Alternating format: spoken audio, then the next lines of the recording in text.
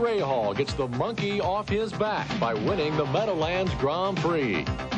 This may be the final year of racing in the Meadowlands. We'll tell you about a possible move. We'll have part 2 of our look at kart franchises. And we'll show you some of the best moments of the second quarter of the season. All that and more on This Week in Kart. Hello, everyone, and welcome to This Week in Kart. I'm Brian Hammond. And I'm Sally Larvick. For the first time in 2 years, Bobby Rahal paid a visit to Victory Lane, winning for the 3rd time in his career at the Meadowlands to put the heat on his competitors in the points battle.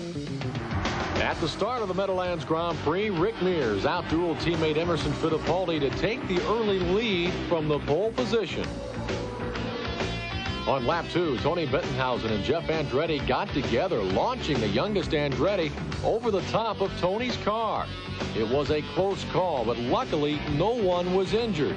You can see just how close Jeff's tire came to Bettenhausen's helmet. Also early in the race, Al Unser Jr. overshot turn 1, took the access road. He rejoined the fight very upset with himself in 19th place.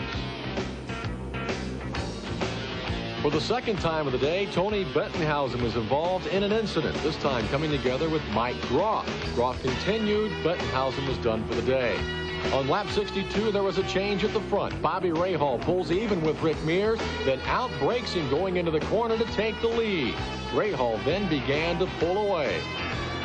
Michael Andretti, coming off back-to-back wins, made a run toward the front, passing Emerson Fittipaldi to take 3rd place. On lap 81, Arie Luyendyk, running in 5th place, drops out with a broken gearbox. Michael continues his charge, passing Rick Mears to move into 2nd place. But Michael's day would soon end with engine problems, breaking his streak of leading every race this season. Meanwhile, Al Unser Jr. had a tremendous drive going, coming from 19th spot, passing Rick Mears to take over 2nd. On lap 133 of the 150-lap race, John Andretti gets by Emerson Fittipaldi to take over 4th. At the end, it was Bobby Rahal winning going away, his 1st win of the year, his 3rd at the Meadowlands, extending his lead in the point standing. Yeah, I'm going to be happy not to have to answer questions all the time like, when do you think you're going to win? It's nice to be back here. It's always been a good racetrack for me, and yeah, I just, you know, it's a long time coming, and I'm just real pleased for everybody. So Bobby Rahal breaks his 31-race drought, winning for the first time this year. Al Unser Jr. came from 19th to complete the Gallus-Craco 1-2 finish. Rick Mears started on the pole and led 61 laps, but finished in 3rd. John Andretti had a good drive, picking up his 4th top 5 finish. Eddie Cheever picks up his best finish of the year, ending up in 5th. Danny Sullivan brought the Alfa Romeo home in 6th place. Mario Andretti ended up 15th after 2 incidents. Michael Andretti was 16th out of the points. And Jeff Andretti ended up last after his incident. Bobby Rahal's win puts him 31 points ahead of 2nd place in the race for the championship.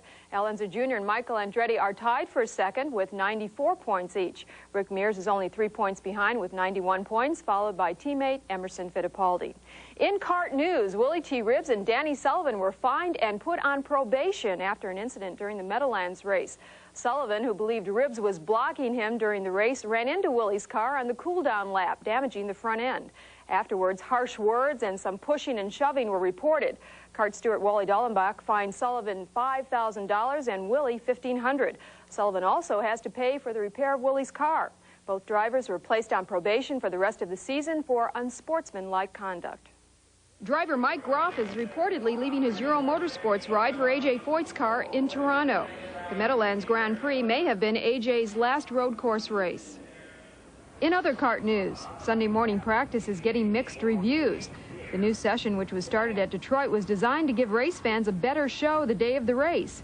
Some teams like it, and others give it a thumbs down. Personally, I'd rather see it Saturday afternoon. I think things run a lot smoother, and I think the crews would be a lot happier. things are a lot more relaxed Sunday morning, which I think is important with all the pit setup we've got to do with these race cars. Looking at it strictly as a driver, I think I like it, other than the fact you're getting up quite a bit earlier, but I like it because it kind of gets you tuned up for the race. Rookie driver Mark Dismore is recovering nicely at his home in Greenfield, Indiana. Mark was seriously injured during a practice crash at the Speedway during May.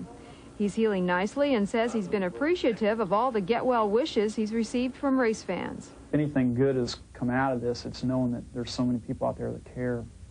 And, you know, more so than ever, I never tried to ignore anybody that wanted to talk to me or sign a piece of paper form or, you know, whatever. And more than ever, that's going to be true now, because I'll tell you, without those people, I'd feel like all this was absolutely for nothing, because it really lifted my spirits.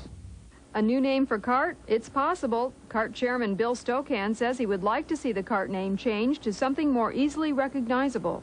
All of us who are racing fans know what CART stands for. But for most people who you would meet who are uninitiated to our great sport, would you like to go to a kart race? Well, you have to explain it. If you have to explain it, it basically means your label is wrong. And just one of the names that Stokan is suggesting is Formula Indy, anything that has Indy in it. He's concerned that people misconstrue kart as meaning go-kart racing, or as he called it, shopping cart racing. We'll come back with more on This Week in Kart after this. This Week in Kart is brought to you by Today Chevrolet, who invites you to see all that's new for 91 and to experience for yourself why more people are winning with the heartbeat of America. And by Bud Dry. Why ask why? Try Bud Dry. And by Valvoline. People who know use Valvoline.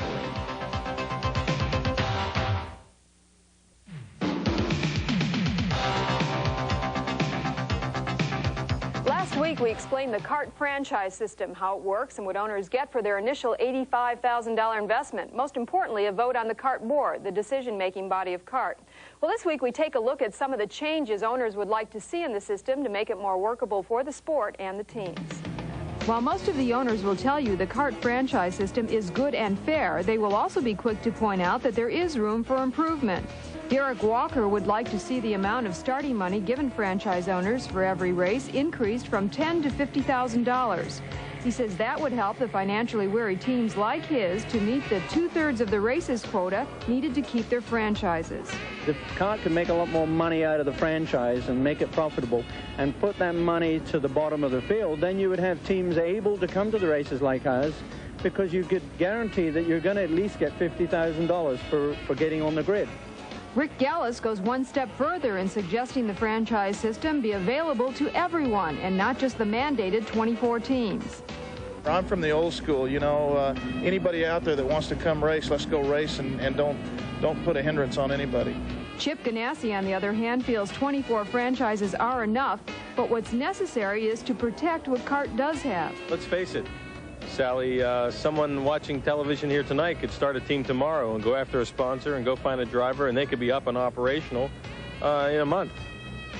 And being here taking prize money away from me, taking sponsors away from me, and I have a problem with that. Steve Horn feels that although it's important for the franchise owners to take care of their own, it may not be a good idea for those who currently partake of the financial pie also be the ones who have the final say on the rules. Speaking for myself, there's been occasions where you're biased in your opinion. I think what CART needs is a benevolent dictator or something along those lines. I think when we go to board meetings and we tend to talk sometimes too much about trivial things rather than let the principals get on with the job. And getting on with the job is what the franchise system was started for. Despite recommendations and criticisms, most owners feel it's as necessary in CART as it is in other major league sports. I think the concept is correct. I think the execution needs to be improved. As far as the future of the Meadowlands race is concerned, start spreading the news. They're leaving today, trying to become a part of it. New York, New York. After an 8-year run in New Jersey, this may have been the final year of the Meadowlands Grand Prix. If race promoters have their way, next year this race will be moved from the Meadowlands Sports Complex across the Hudson River and into New York City. The race will be run down in Lower Manhattan around the World Trade Center on Church, Vesey, and West streets. The course has been technically inspected, by Kirk Russell on 2 different occasions, and we now have the engineers working on the infrastructure of the track. To organize a race through the streets of the Big Apple is a huge undertaking. Can you imagine closing streets in Manhattan? But interest in the race is peaking. I think it'd be great. You know, we'd have to find some good streets, you know, some smooth ones. But that's really where we need to have this race is on Manhattan, and in downtown New York City would be really the best place for it. What about the people of New York City? How would they respond to a race through their streets? I'm sure they wouldn't mind. They see all kinds of things out there, so a racing car going down the street, they see that every day in New York. So an organized event like this, they would welcome this. That's true. You can bet that nothing surprises New Yorkers. But are they really going to get it done? They talked about it last year and didn't get it done for this year. It would be a monumental effort. The expenses are just unbelievable. But this same group is also trying to put together a race through the streets of Washington, D.C. for next year. A lot of questions come to mind, you know, like where are the grandstands going to be? That's a good question. Well, we'll have to wait and see what happens. We're now more than halfway through the kart season, and here's a look at some of last quarter's highlights in racing action. Our Best Start award goes to Michael Andretti. Coming from the 4-hole at Portland, Michael takes the lead going into the first turn. He never looked back. Best Takeoff and Landing. Jeff Andretti takes off over Tony Bettenhausen at the Meadowlands and nearly takes off his head. Thankfully, no one was hurt. Best Footwear. Ari Leindike's wife Mika sports a foot full of logos. Unfortunately, none of them are still on his car. Best Unplanned Family Reunion. Mario Andretti and his son Michael meet at a very inopportune location at the back of a kart safety vehicle in Detroit. Best Pass. On his way to victory in Portland, Michael Andretti was confronted by an obstacle, Scott Pruitt, and bullies his way past. Best driver in need of a roadmap, Al Unser Jr. Al loses his way at the Meadowlands, but eventually recovers to finish second. Best pit exit. When Rick Mears uncharacteristically stalled his car in the pits at Portland, he really lit up his tires getting out. Talk about Hot Wheels.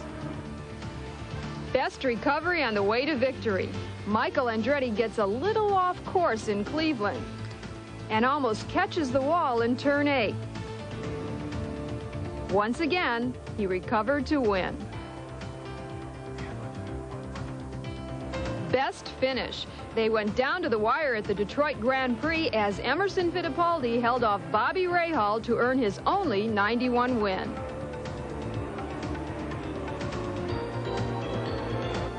And the best use of a cellular phone. Is that President Bush on the phone? No, it's car owner Maury Cranes congratulating Bobby on his first win in 2 years. After winning first place, I wonder if Maury reversed the charges on that call. I'm surprised he got through. You know, usually when you use a cellular phone, it's, I'm sorry, but the person you want is not here. How frustrating that would be. But congratulations to Bobby. And a look at a new computer service that gives instant racing news. Stay with us.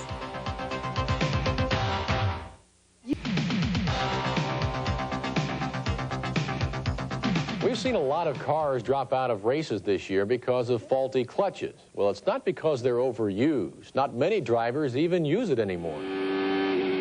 When shifting gears, more and more drivers are bypassing the one step we all associate with shifting gears, the clutch. Sometimes I do and sometimes I don't. If I'm in a hurry, I don't even bother with it. The racing gearbox can be shifted without using the clutch, and many drivers take advantage of that. It's not really difficult to do it without a clutch, but you have to have the right feeling so that you don't lock up the rear wheels when you get it in gear. And so you use heel and toe for that. You use the throttle a little bit to keep the gears moving so that you don't lock up the rear wheels. If it weren't for leaving the pits, the clutch wouldn't be needed at all, and some don't need it then. At the Marlboro Grand Prix, I won it in '86. I had no clutch from the second lap on, and I even made 2 pit stops with no clutch, and then just kind of revved it up, and as they were driving it off the jack, I just jammed it in gear, and it kind of like this and take off, but I did the whole race with no clutch. I guess we should probably say, don't try this at home. But if you've got some courage and some deep pockets to cover what may become a major expense, you can shift your family car without using the clutch, just like an Indy car. The problem for most people is that they drive around town, they don't use enough RPM to make it fall into place. You got to rev the engine a little bit higher to make it go. And some cars, I can't tell you which ones because it just depends. Some cars they go in and some it's not as easy. I still haven't worked up the guts to try it myself yet. I can picture myself scattering transmission parts all over the interstate. I don't blame you. And if you at home try it and it doesn't work, don't call us. On Inside Racing, there was action both on and off the track at the Meadowlands, and one race team tries some new marketing techniques. You would think that after a day at the track, racing would be the furthest thing from anyone's mind, but not for the invited guests of Marlboro, who held a party on the grounds of the Meadowlands horse racing track. Participants like Rick and Chris Mears took their chances on the horses. Their excitement of winning and ease in which they did it was evident, and why shouldn't it be? They've had a lot of practice. Shoot up Saddam Hussein, get a nice prize when you win, walk on. And for those who didn't feel lucky with the horses, took their chances back at the track at a small arcade set up behind the pits. Fans could either blow up balloons or Saddam Hussein's head, all for the reward of some fun and a few stuffed animals. And finally, economics being what they are, the True Sports team has been doing a little enterprising on their own at various racetracks. A display of mail-order merchandise was set up outside their garage area for interested customers. Items included everything from bookends to T-shirts. Hey, every little bit helps, right? The one thing about it is the better that we do, the more the shirts we sell. So it kind of goes hand in hand. This is going to get you through the rest of the season, you think? Yeah, I think that, that those T-shirts, if we sell a couple million of them, we'll be in good shape. That might be a new way of financing race teams. You know, for a journalist, covering racing is probably one of the more difficult assignments. Unlike football, for example, where there are 2 teams on the field, there are 24 teams at least in an IndyCar race, but there is help on the way. CART, along with Marlboro, have put together a program to help the media cover IndyCar racing. If anything at all happens, either here in the pits or out on the racetrack, it ends up here on the screen of the Marlboro Racing News Service for media worldwide to use. It's accessible via phone modem. Guys who are at the track working or guys who can't be here this weekend, maybe at home want to see what's happening in qualifying or practice, dial into the system and there you have it within minutes of it actually happening. Along with their own staff, CART has employed internationally known motorsports writer Gordon Kirby to contribute. Each Tuesday of each week, we put out an extensive news file of IndyCar news and a preview of the following race as well. And the name of the game is just to try and get more exposure, more interest in IndyCar racing and to try and really build the interest. During race weekends, Kirby writes stories on Deadline, which are distributed to motorsports writers and broadcasters worldwide. When I'm sitting home writing a column late at night and I need a piece of information, something that my memory can't quite pull out, just get on the computer and dial up the system and I'll have what I need. That's the way that I'll use it for information. That's really got to be a big help for smaller papers who can't send somebody to cover the race. Exactly. They can get the entire story just by tapping into this news service. And they really have big plans for it in the future. Right now, it's just for the media, but they want to open it up to the fans in a few years and even make it interactive where the fans can ask questions of drivers and whatnot. Amazing what computers can do these days. We'll be back right after this.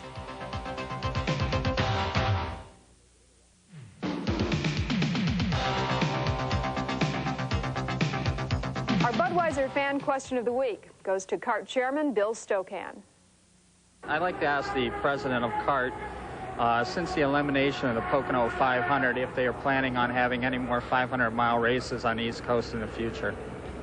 To the fans that are concerned about the fact that we're down to only 2 500-mile races, I would like to say anyone who's willing to build a 500-mile track will go racing there.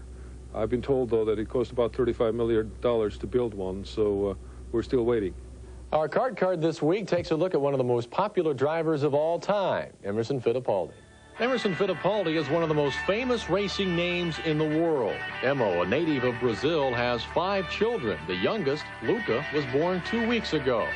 Emma was a two-time Formula One champion before moving to the IndyCars in 1984. Since then, Fittipaldi has won 13 times in the IndyCars, including the Indianapolis 500 in 1989. That same year, he captured the PPG Cup as the kart champion. Fittipaldi has won over $7 million driving IndyCars. The IndyCars travel north this weekend. Here's a look at some of the highlights from last year's rain-soaked Toronto race. A crowd of about 60,000 Canadians braved the wet weather to watch Danny Sullivan start the race on the pole. But before the first lap ended, Michael Andretti quickly took over and led for 26 laps. Then it was Al Unser Jr. in his Gallus Craco machine sliding past Andretti on the puddle-strewn course.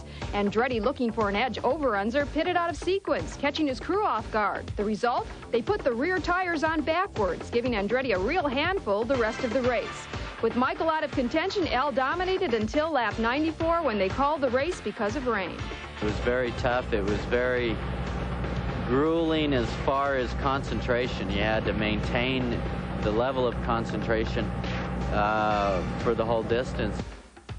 Catch all the exciting action of the Toronto race this Sunday on ESPN.